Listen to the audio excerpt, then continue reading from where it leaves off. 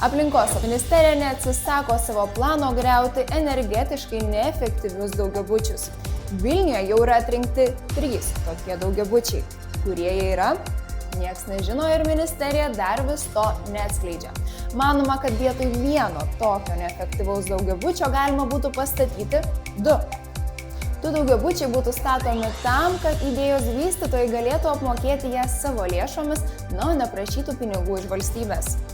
Čia mes atradome tokias vietas, kur sklypas yra suformuotas žymiai didesnis, negu kad yra pastatas. Tame sklype mes galime įdėti ten 2 pastatus, ar ne? Tai vieną pasistato jisai, įkelia tuos senuosius, kaip sakoma, parduoda dalį pastatų, pastato kitą ir bendrai jis turi tam tikrą pliusą.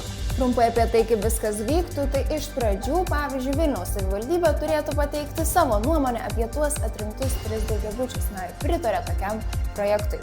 Vėliau būtų apklausti vystytojai, ar sutiktų statyti tą naują daugiabutį savo lėšomis, ir žinoma, reikėtų gauti taip pat ir gyventojų sutikimus.